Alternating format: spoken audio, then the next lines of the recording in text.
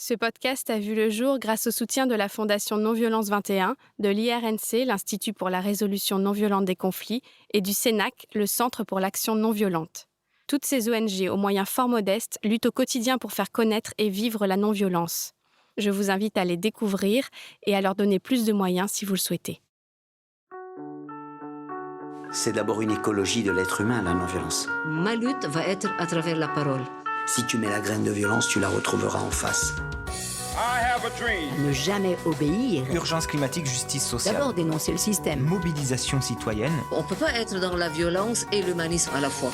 Bienvenue dans le podcast La force de la non-violence. Parce que la force n'est pas l'apanage de la violence, parce qu'on peut changer cette croyance et toute notre culture. Je suis Célia Grincourt et je vais à la rencontre de personnes qui ont choisi la non-violence et les stratégies d'action qu'elle nous offre pour se faire entendre, révolutionner ce monde ou simplement espérer survivre. Être en colère, c'est la bonne santé, vous savez. Désobéissance civile de masse. Dans le changement politique, on n'a pas le droit de rester amateur. C'est une question de vie ou de mort. Il nous faut des armes d'instruction massive. C'est une lutte. Donc l'empathie est le levain de la non-violence. C'est ça notre espoir. Le droit à la non-violence. Le droit à la non-violence éducative. I still have a dream. Ahimsa. Il y a une logique fondamentale résumée dans l'adage selon lequel la fin justifie les moyens, qui permet de justifier toutes les violences. Il suffit qu'une cause soit considérée comme juste pour que les violences commises en son nom soient considérées comme justifiables et pour qu'elles soient donc justifiées et décrétées légitimes. Au-delà de ce qui différencie les multiples idéologies qui prétendent chacune que leur cause est juste, il y a ainsi une idéologie sous-jacente première, commune à la plupart de toutes celles-là, l'idéologie qui prétend que la violence peut être juste. C'est la justification de la violence qui fonde la culture de violence qui exerce sa domination hégémonique dans le monde entier. Et si on refusait non pas telle ou telle violence, telle ou telle domination, telle ou telle injustice, mais toutes les violences, toutes les dominations et toutes les injustices? Ou plutôt, si ce qu'on refusait désormais, c'était la logique même de la violence et de la domination qui sont l'antithèse de la justice, un refus radical de la violence, un non opposé à la logique meurtrière de la violence. C'est le non positif et émancipateur de la non-violence. C'est l'idée centrale que ce n'est pas la fin qui justifie les moyens, mais que la fin est dans les moyens. C'est l'idée cardinale de la cohérence entre la fin et les moyens. C'est l'idée fondamentale d'une culture de non-violence. Mon invité pour cet épisode est l'auteur de ce texte, Déviolenter le monde, à lire en intégralité sur le site Et si on dessinait le monde d'après. Il est un militant écologiste et l'un des cofondateurs d'Alternativa et d'Action non-violente COP21. John Palais, à l'aune de vos propres mots, pourriez-vous préciser encore davantage ce qu'est pour vous la non-violence ? La non-violence, c'est déjà pas simplement l'absence de violence. Ça, c'est peut-être la première chose qu'on peut dire et qui correspond à un préjugé assez important dans la société encore, où on va considérer que la non-violence, c'est la passivité. C'est le non-agir. Et ça, c'est un contresens total sur ce qu'est la lutte non-violente, dont le premier principe, c'est celui d'agir contre une injustice, contre une oppression, contre un problème. Et la deuxième chose, ça va être d'agir sans soi-même recourir à la violence.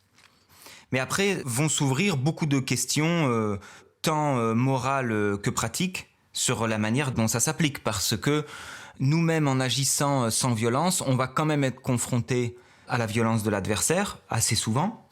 Et puis, il y a aussi une autre question difficile qui est que même quand soi-même on considère ne pas être violent, on peut quand même rencontrer des gens qui, eux, vont avoir vécu notre action comme violente.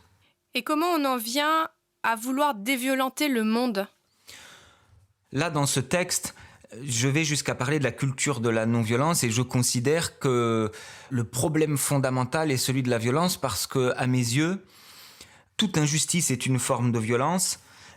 Que ce soit les violences sexistes, que ce soit les violences contre les animaux, que ce soit les violences contre l'écosystème, que ce soit les violences sociales. Oui, moi je considère qu'il y a une logique fondamentale de la violence qui sous-tend toutes les formes de violence. Et c'est vrai que mon horizon, c'est celui de s'attaquer à la logique même de la violence. Qu'est-ce qui vous a amené à un tel horizon ? C'est un ensemble de choses. C'est le film Gandhi de 1982 a été un visionnage très important. Quand je l'ai vu, c'est là que j'ai vraiment commencé à comprendre la nature spécifique de la force de la non-violence. Jusque-là, je ne me posais pas tellement des questions sur la violence ou la non-violence, même pas du tout. Je me posais des questions sur l'écologie, mais pas sur la violence et la non-violence. Et en regardant le film Gandhi, C'est là que j'ai compris qu'il ne fallait pas confondre la violence et la force. Donc après, je me suis renseigné, j'ai lu des choses sur Gandhi, j'ai essayé de creuser. Et après, c'est le philosophe Jean-Marie Muller qui m'a beaucoup aidé à préciser les concepts. C'est-à-dire qu'avec l'exemple de Gandhi, j'étais convaincu, mais j'étais pas en mesure de facilement mettre des mots sur ce que j'avais compris, ce qui m'avait convaincu. Jean-Marie Muller, il a fait ce travail que je trouve très précieux, de distinguer les différents concepts, de leur donner des définitions précises. Et après, c'est quand même la pratique aussi beaucoup. C'est en menant des actions non violentes, en étant confronté à des gens qu'on met en colère ou avec qui on essaie de désamorcer les conflits. Et c'est là aussi où on éprouve vraiment quel type de dynamique c'est, la non-violence.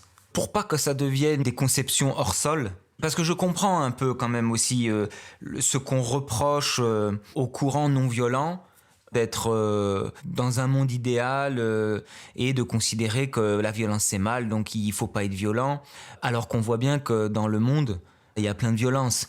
Il y a quand même beaucoup de cas où le procès nous est fait de manière injuste, parce que quand on pratique l'action non violente, on n'est pas dans une vision idéaliste, parce qu'on pose des conflits, on s'affronte avec des personnes, on instaure des rapports de force, et quand on est dans des réelles dynamiques militantes de terrain, si on était bercé de concepts vides, on serait quand même très vite rattrapé par la réalité.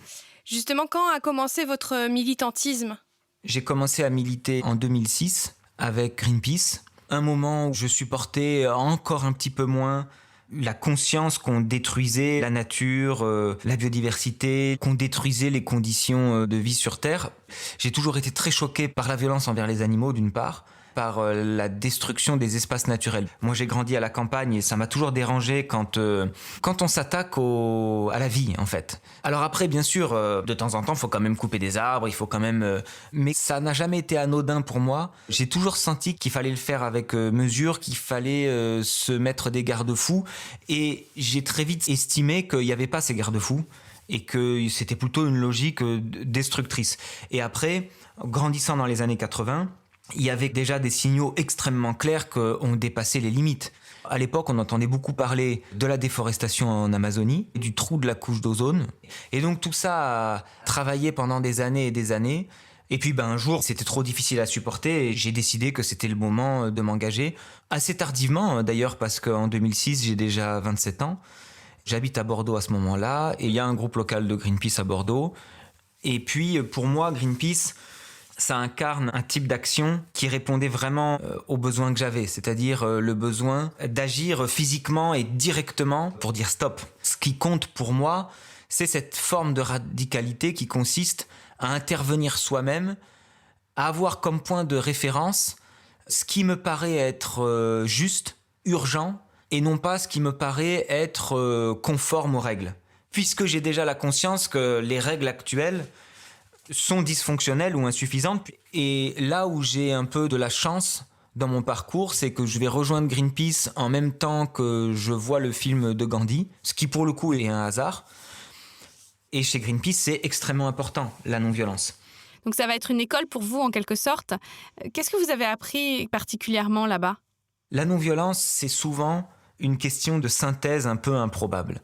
Ça va être justement de poser des conflits, mais d'essayer qu'ils ne soient pas vécus comme violents par les personnes adverses et qui ne dégénèrent pas en violence. Et d'emblée, c'est une contradiction, parce que quand nous-mêmes on pose un conflit, évidemment qu'on énerve les gens, et quand on vient bloquer des véhicules, des trains, des portails, quand on vient empêcher le fonctionnement d'une usine ou d'un chantier, etc., évidemment que pour les gens sur place, ils le vivent comme une forme d'agression, puisqu'ils sont entravés dans leurs activités.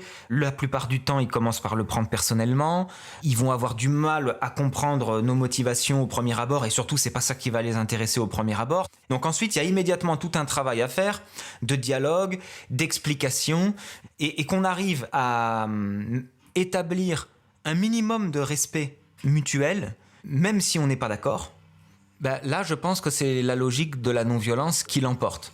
Je propose qu'on en vienne à la création d'Alternativa et d'Action non violente COP21, deux associations dont vous êtes à l'origine avec d'autres. En quoi elles sont différentes ? En quoi elles se complètent ? Alternativa, on le crée en 2013 et Action non violente COP21 en 2015.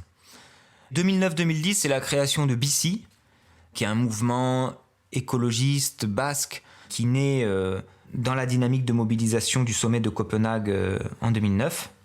Et moi, je vais revenir vivre dans la région début 2011. Et donc, je vais rejoindre BC en 2011. À l'époque, parce qu'il n'y a pas de groupe local de Greenpeace à cet endroit-là et que de ce que j'ai observé sur Internet, BC s'en rapproche. Ça ressemble pas tant que ça à Greenpeace en fait. C'est-à-dire que pour Greenpeace, ce qui compte, c'est les questions écologiques planétaires. Les océans, le climat, les OGM, le nucléaire, les forêts, etc. À BC, c'est vraiment le climat qui est l'axe central, qui conditionne ensuite toutes les autres thématiques. Oui, alors ça, c'est vraiment une question sur laquelle je voudrais qu'on s'arrête. Comment le climat conditionne les autres problématiques ? Comment faire comprendre ça, d'ailleurs, en général, à quiconque se bat pour une autre thématique ? C'est pas contradictoire, c'est-à-dire que je fais un détour par l'autre idée un peu nouvelle pour moi quand j'arrive à BC, c'est le logiciel qu'on appelait à l'époque Urgence climatique, justice sociale. Donc ça se forge autour du sommet de Copenhague et il y a cette idée qu'en fait, il y a une convergence d'intérêts extrêmement forte entre les questions sociales, les questions de justice internationale, les questions humanitaires et toutes les questions environnementales, et que le niveau de réchauffement climatique qu'on va atteindre pour tous ces enjeux fondamentaux, ça va déterminer des conditions qui peuvent être très variables. Et en fait, il y a des seuils au-delà desquels il est plus raisonnable de penser qu'on pourra maintenir des conditions de vie civilisées. Pourquoi ? Parce que le changement climatique qu'on est en train de créer modifie les conditions d'habitabilité de la planète, mais au point que notre espèce pourrait ne plus y être adaptée. En fait, faut dézoomer un petit peu pour s'en rendre compte. Là, on est en train de provoquer un changement climatique potentiellement de l'ordre de grandeur d'un changement d'ère géologique en 2 siècles. Et 2 siècles, c'est un battement de paupières.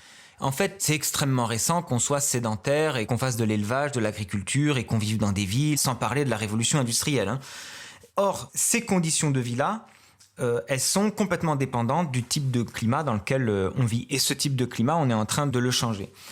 Ça veut dire la montée des océans, ça veut dire d'énormes sécheresses, ça veut dire des incendies qu'on ne peut pas maîtriser, ça veut dire des chutes de rendement agricole dans plein de régions du monde, ça veut dire des vagues de chaleur extrêmes, c'est plein de territoires qui vont disparaître et qui vont plus être habitables, ça veut dire que ça va être des centaines de millions de personnes qui vont devoir se déplacer, donc ça va créer des tensions entre des populations, autour des ressources alimentaires, autour des ressources en minerais, et vu la manière dont pour l'instant on gère ce type de problématiques, on les gère assez mal. Donc c'est ça qui est en jeu. Et les questions de démocratie, de justice sociale, de paix, de préservation d'espèces, etc., sont complètement conditionnées par ce contexte planétaire.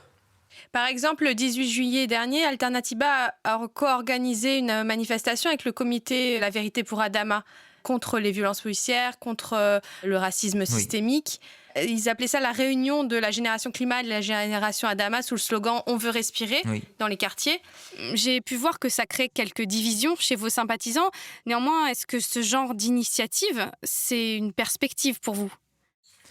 En fait, pour comprendre ça, c'est que pour changer le système, nous, on choisit la méthode du mouvement citoyen de masse pour des questions de rapport de force. Quand on n'a pas les commandes de l'économie mondiale, quand c'est pas nous qui avons les facilités pour être au pouvoir, quand on n'a pas la puissance de l'argent, la puissance des médias, etc., ce qui nous reste, c'est la puissance du nombre. Donc c'est nécessaire pour une question de rapport de force, mais c'est aussi souhaitable et préférable parce que justement, si on veut transformer les choses d'un point de vue écologique, mais avec un impératif social et de manière démocratique, il n'y a que l'option de le faire avec les gens. Ça demande à ce qu'on fasse un travail de mobilisation citoyenne.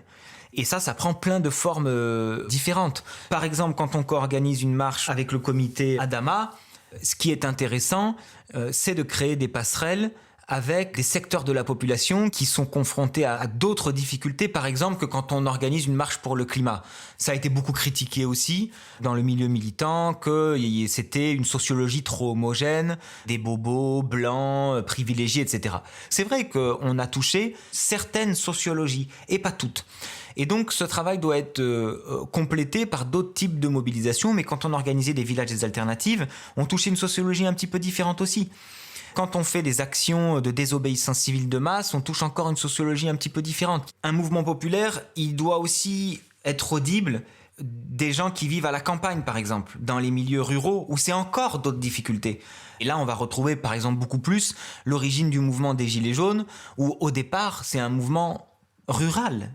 Et il faudra aussi être audible avec des gens qui travaillent dans la finance, qui travaillent à Bercy, etc. Il faut faire un peu une synthèse improbable de gens qui viennent d'horizons très différents et qui ensemble constituent une masse critique. Ça, c'est la théorie du changement dans laquelle je me retrouve et que j'ai découvert en commençant à militer à BC.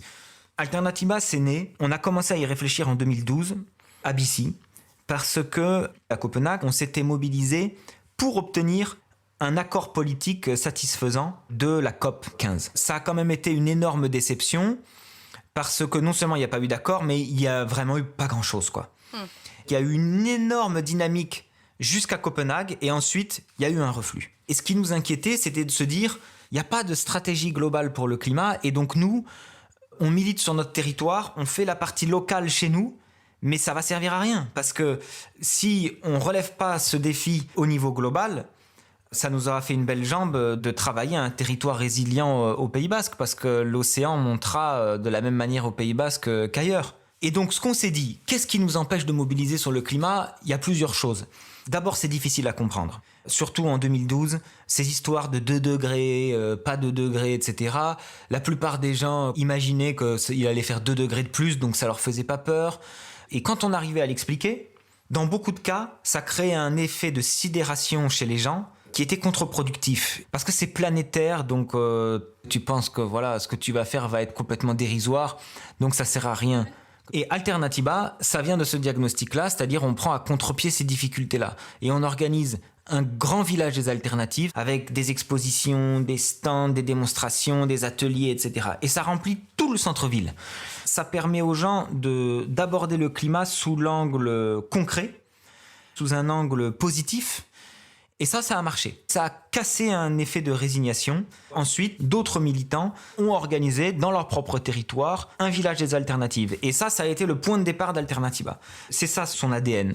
Non seulement dans tous les domaines économiques, dans tous les domaines de la vie quotidienne, il y a d'autres manières de consommer, de produire, d'aménager le territoire qui permettent d'émettre beaucoup moins de gaz à effet de serre, mais qui en plus préfigurent un type de société radicalement différent, mais meilleur, beaucoup plus basé sur des valeurs de coopération plutôt que de compétition, beaucoup plus basé sur des échanges humains plutôt que sur des valeurs matérielles, où on peut ralentir ce type de société de la sobriété heureuse, disons.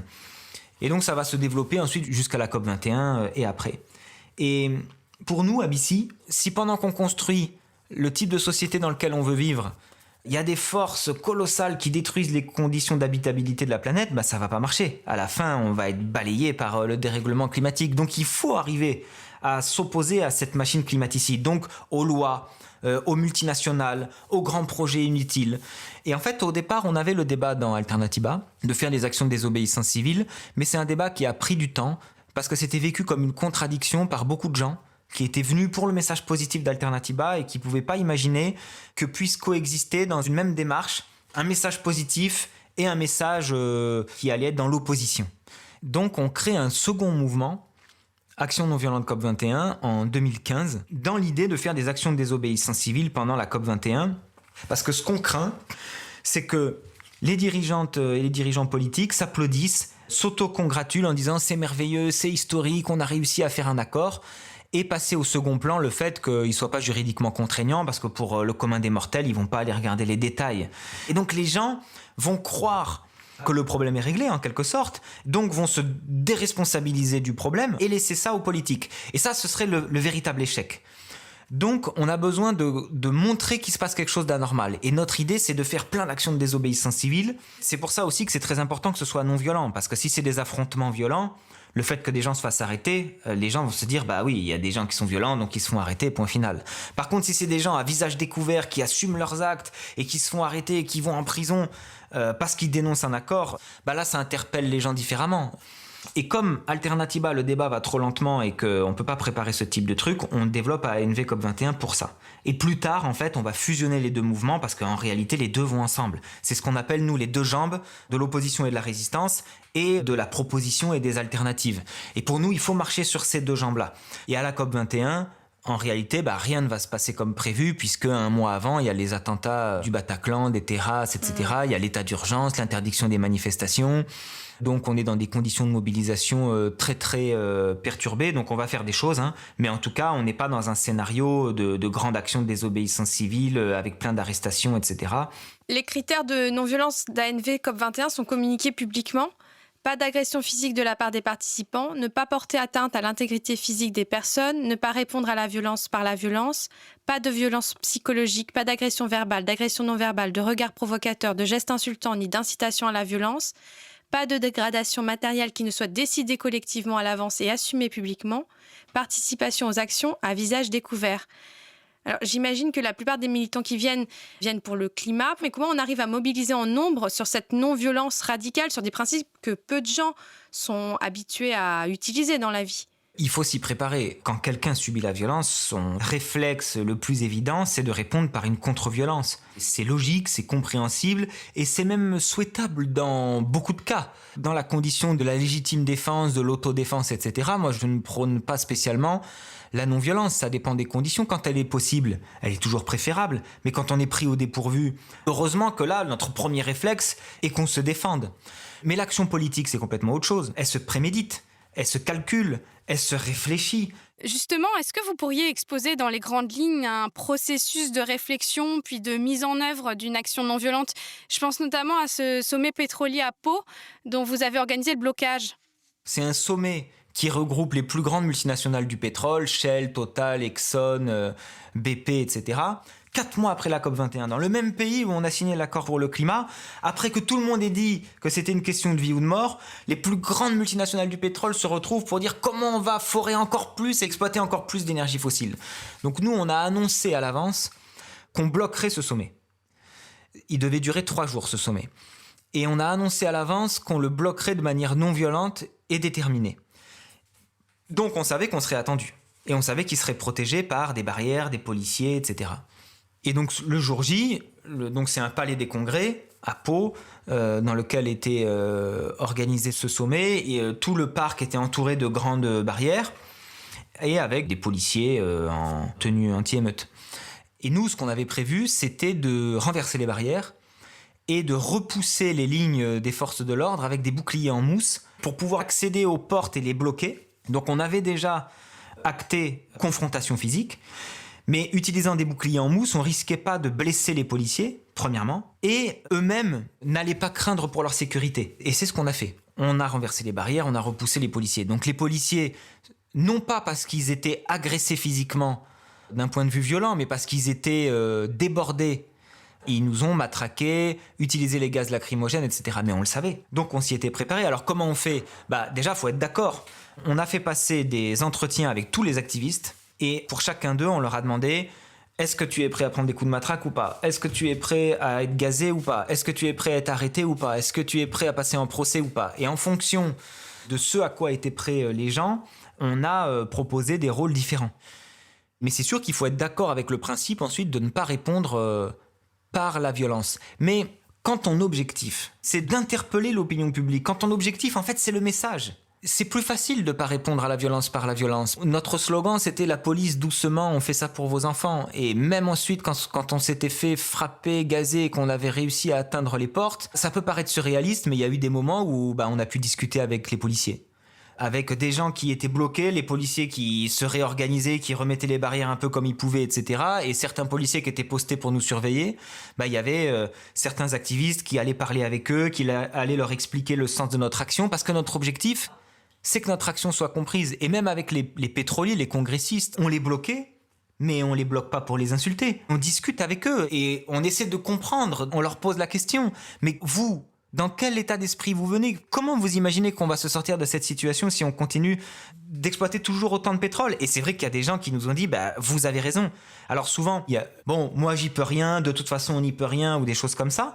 Mais t'avais des gens qui disaient mais vous avez raison de le faire.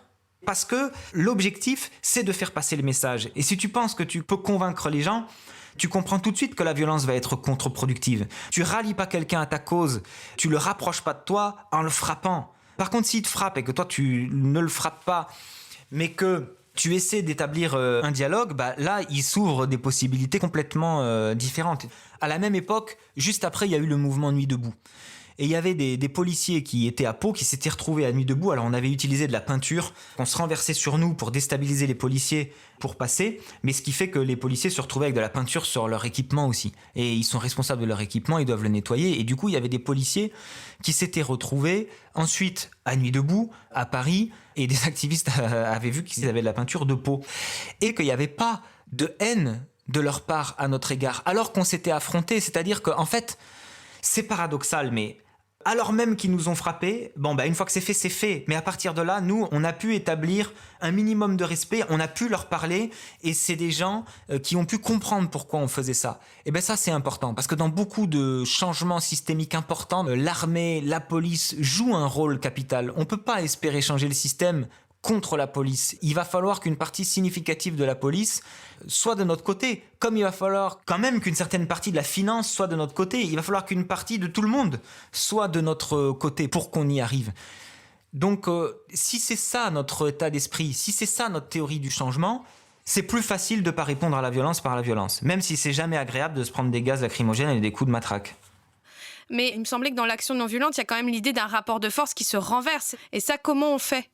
Persuader sans contraindre, ça va pas être possible parce qu'effectivement, on affronte des intérêts trop importants. Il y a des gens qui sont pas prêts de changer, il y a des gens qui vont avoir du mal à changer parce que c'est leur propre intérêt qui est menacé. Il y a plein de mécanismes de déni et de déresponsabilisation qui font que des gens peuvent continuer de détruire la planète tout en considérant que c'est pas tellement de leur faute. Donc on est obligé de perturber les choses, d'accélérer, de forcer, de contraindre. Et l'action non violente permet ça. Alors là, par exemple, avec des boucliers en mousse, en empêchant un sommet, mais de plein d'autres manières, avec le boycott, en menaçant l'image de marque des multinationales pour leur faire abandonner des projets, en faisant se retirer des financeurs de certains projets pour que les projets puissent pas voir le jour. On n'a pas les moyens techniques et physiques de bloquer la machine, de bloquer tous les chantiers partout, de bloquer toutes les multinationales partout. Donc en fait, à chaque fois, c'est des points de bascule. À chaque fois, il faut bloquer quelque part pour convaincre des gens et pour être plus nombreux et pour créer des effets boule de neige. Donc c'est toujours une mécanique entre le blocage physique et puis quelque chose qui se bouscule au niveau des idées. Par exemple, ce qu'on a fait, c'est contre Société Générale qui a organisé le financement d'un projet de mine de charbon géant en Australie, dont le potentiel était d'émettre 1,8 milliard de tonnes de CO2 dans l'atmosphère et qui en plus ouvrait la voie à tout un bassin d'exploitation minier derrière, puisque c'était le premier projet autour duquel étaient construits ensuite des voies ferrées qui allaient jusqu'à un nouveau port d'exportation, etc. Et donc c'était la mine qui ouvrait ensuite tout le bassin. Le projet s'appelait Alpha Coal. Donc c'était en Australie. La Société Générale était un acteur clé parce qu'elle organisait le financement. Et nous, on a fait donc plein d'actions pour dénoncer ça. On a occupé plusieurs fois des agences de Société Générale, on a déversé du charbon devant leur agence, on a fait différentes actions qui toujours étaient dans la perturbation et le dialogue. Et en réalité, on a beaucoup déstabilisé la Société Générale aussi de l'intérieur, c'est-à-dire qu'il y avait plein de gens dans la Société Générale qui n'étaient pas au courant de ce projet-là parce que c'était pas leur domaine et qui savaient pas quoi dire, qui étaient très mal à l'aise avec ce projet. Ça, c'est la partie persuasion. Et la partie contrainte, c'est que, à force de faire du bruit médiatique et de faire passer la Société Générale comme la banque vraiment rétrograde, très nocive, qui détruit l'environnement, il y a un seuil au-delà duquel une multinationale ne peut pas se permettre d'avoir une image trop négative. Et là, la menace était suffisamment importante pour que la Société Générale se retire du projet. Et du coup, ça c'était en 2014 et le projet est toujours en suspens depuis. De la même manière, avec les mêmes types d'actions, contre BNP, on leur a fait changer leur politique interne d'investissement. On a été occuper leur salle des marchés toute une journée, donc les gens ne pouvaient pas rentrer, etc. Mais aussi toujours des actions pour expliquer le fond. Parce que les multinationales, elles se défendent sur le fond. Nous, en fait, n'importe quelle action de blocage, on finit par être délogé par la police. On n'a pas d'outil qui nous permet de tenir une éternité. Donc, il faut que le blocage ou la perturbation physique et fait passer le message. Et c'est le message qui est dérangeant à la fin, mais il est incarné par une action suffisamment radicale pour le porter avec force. Et si la BNP finit par changer sa politique climat, alors qu'ils ne voulaient pas, ils nous avaient dit qu'ils n'allaient pas le faire. Bon, BNP, ça reste une des pires banques au niveau investissement du climat, mais elle était la pire de très loin, et là, elle est toujours une des pires, mais de un peu moins loin, parce qu'elle n'investit plus dans les énergies fossiles extrêmes, donc gaz de schiste, sable bitumineux, etc. N'empêche que ça a des conséquences très concrètes, c'est-à-dire que tu as plein de projets que BNP soutenait, finançait, et qu'aujourd'hui, elle ne finance plus, et on a vu là les courbes, c'est quasiment proche de zéro maintenant. Ça a été divisé par 12, leurs investissements sur ces secteurs-là. Donc c'est très significatif. Mais ils ont été obligés de se confronter au sujet parce qu'on allait bloquer leur salle des marchés, qu'on allait les perturber dans leurs agences. Mais au bout d'un moment, c'est quand même leur image de marque qui est menacée. Pour rappel, par rapport à la BNP, vous êtes l'un de ceux qui avaient été en procès avec cette banque pour une réquisition de chaises dans une de leurs agences. C'était dans le cadre d'une action qui a fait beaucoup de bruit, appelée les faucheurs de chaises, dont le but était de dénoncer l'évasion fiscale pratiquée par de nombreuses banques en réquisitionnant des chaises au sein de leurs agences. Je conseille toute une série d'épisodes sur la chaîne YouTube d'ANV COP21 pour avoir les détails succulents de toute cette action de désobéissance civile. Mais j'aimerais que vous me parliez d'une plus récente, les décrocheurs de portraits. Et effectivement, c'est une campagne de désobéissance civile où on va décrocher les portraits d'Emmanuel Macron des mairies pour laisser un vide à la place et pour illustrer le fait que sa politique climatique et sociale est vide. Et on va balader le portrait de Macron dans des endroits où on voit bien que ce qui se passe est en contradiction complète avec ce qu'il prétend faire pour le climat. Et par exemple, on va exposer le portrait de Macron devant le chantier du grand contournement autoroutier autour de Strasbourg. Voilà, à un moment où on ne devrait pas être en train de construire de nouvelles autoroutes alors qu'il faut réduire les gaz à effet de serre et non pas les augmenter, par exemple. Et puis petit à petit, c'est devenu un peu un mème, c'est-à-dire qu'on le porte de manière retournée, tête à l'envers, pour symboliser qu'on va dans le mauvais sens, que Macron fait les choses à l'envers. Et ça, là aussi, on est vraiment dans la force symbolique de l'action non violente. Souvent, on reproche la dimension symbolique d'une action. Je pense que c'est une erreur. C'est sous-estimer en fait l'importance qu'a le symbole dans nos sociétés. Beaucoup de choses reposent sur l'autorité et les conventions, qui sont arbitraires, qui sont de la fiction en réalité. Mais c'est comme l'argent. L'argent, c'est que de la fiction. C'est parce que tout le monde y croit que ça marche et que l'argent vaut quelque chose. Et c'est pareil. La société, elle fonctionne parce que la très grande majorité des gens coopèrent, acceptent les lois, respectent les lois. Et donc, Macron, il est très contesté, mais il est aussi très accepté. Sinon, ça ne marcherait plus, en réalité. C'est ce qu'on a vu dans le printemps arabe. Quand la majorité de la population ne veut plus être gouvernée, et elle n'est plus gouvernée, de fait. Beaucoup de gens sont encore suffisamment dans le déni pour se dire « Bon, si quelqu'un dit que la super technoscience va nous sauver, c'est peut-être vrai.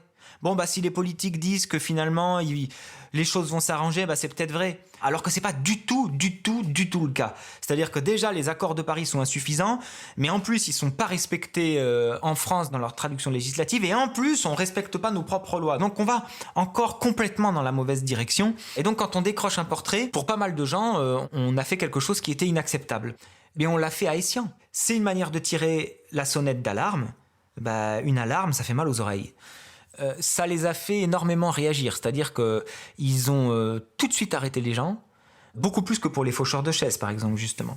On est à 85 perquisitions, on doit être à 110 ou 120 portraits décrochés, on est à peu près autant de personnes auditionnées, on est à 30 procès, ou un peu plus maintenant. Ils ont sollicité le bureau de lutte antiterroriste pour faire un travail de renseignement sur nous. Il y a la gendarmerie nationale qui a envoyé une consigne pour aller inciter les maires à porter plainte. Donc tout ça est anormal, c'est pas la fonction de la gendarmerie de faire ça, c'est pas la fonction du bureau de lutte antiterroriste de s'occuper de nous. Donc on voit qu'il y a eu une réaction extrêmement virulente et importante de répression pour empêcher qu'on décroche les portraits. Mais ce qui est risible. Mais là, on voit la puissance du symbole, en réalité. Et le fait que c'est très important pour Macron de soigner son image. Et en fait, si on trouve un moyen de le contredire sur le plan symbolique, de le contredire sur le plan de la communication, oui, ça lui pose un problème qui peut être aussi important que quand on bloque des voies ferrées ou qu'on bloque un aéroport, etc., etc. Alors on est heureusement condamné faiblement par les tribunaux, mais parce que la justice ne se laisse pas instrumentaliser par le pouvoir exécutif à ce point. On a été relaxé, mais quand on est relaxé, on est systématiquement poursuivi en appel par le parquet. Et après, sinon, on va être condamné, par exemple, à 500 € d'amende, le plus souvent avec sursis. Le fait que la peine soit aussi faible montre bien que la poursuite n'était pas justifiée. Mais alors, pourquoi ils font ça si finalement ça leur coûte plus qu'autre chose et en plus, ça fait de la publicité pour vos actions? Ils veulent aussi que ce soit dissuasif parce que du coup, tu passes en procès, ça intimide les gens et puis c'est pas forcément réfléchi jusqu'au bout. Ils n'ont pas attendu de voir ce que le mouvement donnait, par exemple. Ils ont réagi en disant « il faut mettre un coup d'arrêt ». Mais c'est une erreur, c'est ne pas comprendre comment fonctionne la stratégie non violente. On anticipe la répression, on savait qu'ils allaient réagir de cette manière-là. C'est nous que ça renforce politiquement. Dans la lutte politique, quand on confond la force et la violence, on est surpris par la logique de la non-violence.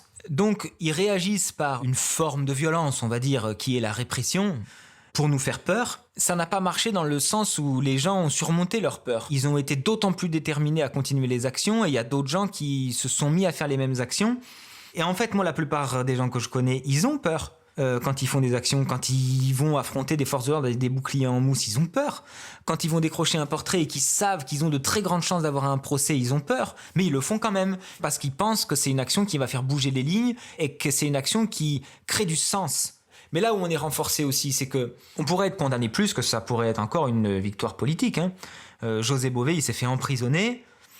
Bon, clairement, il avait perdu son procès, quoi. Il a été condamné à de la prison. Mais c'est le mouvement altermondialiste qui a gagné. Et là, je pense que c'est ça qui se passe. Pour la première fois, il y a des climatologues qui sont venus témoigner à des procès en notre faveur pour expliquer l'urgence de la situation.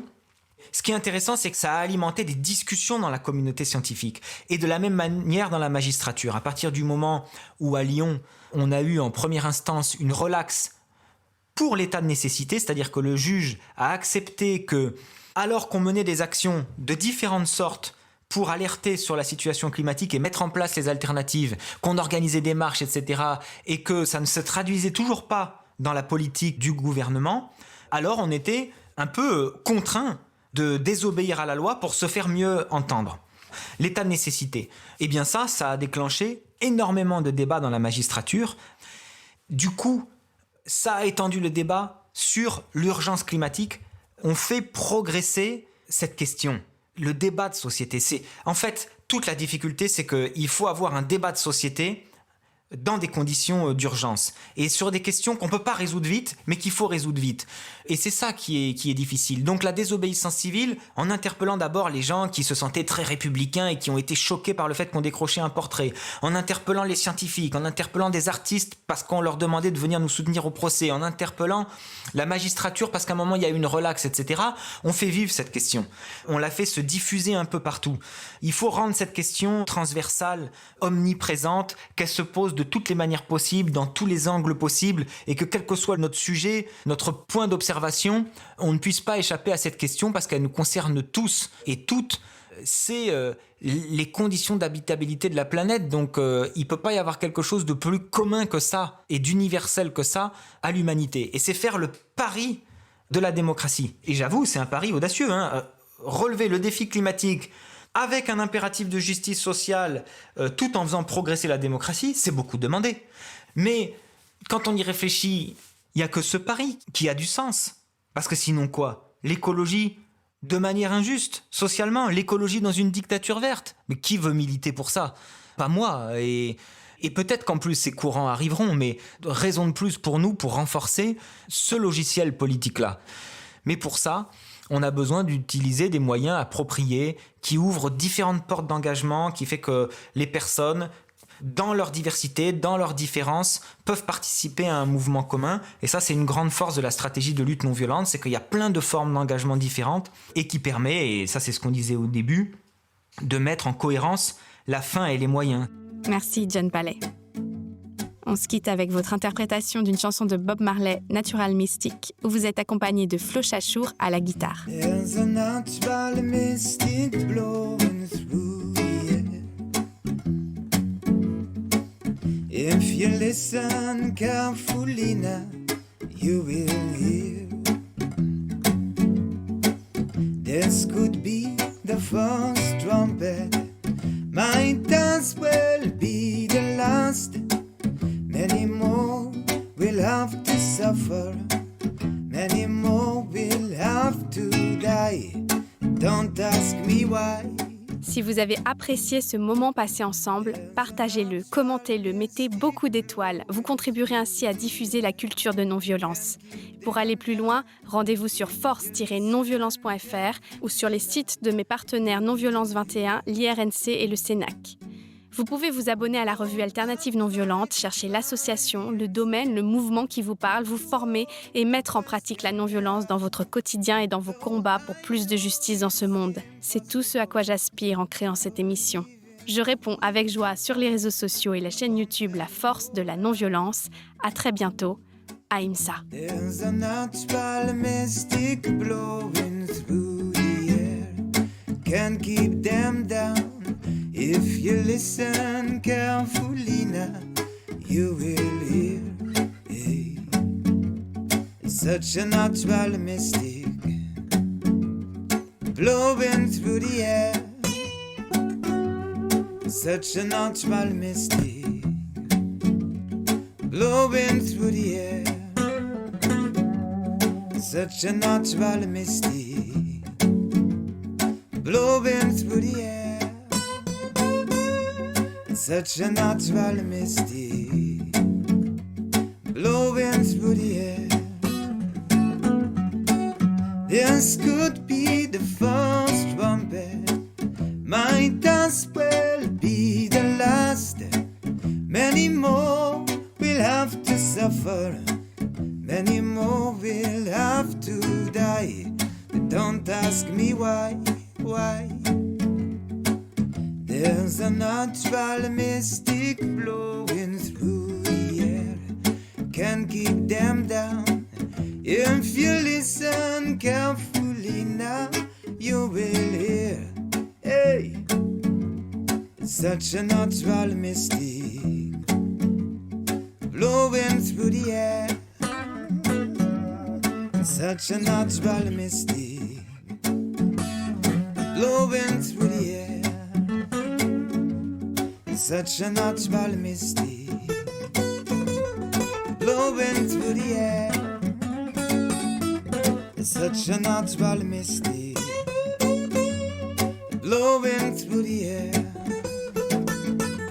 Such a natural mystic blowing through the air. Such a natural mystic blowing through the air. Such a natural mystic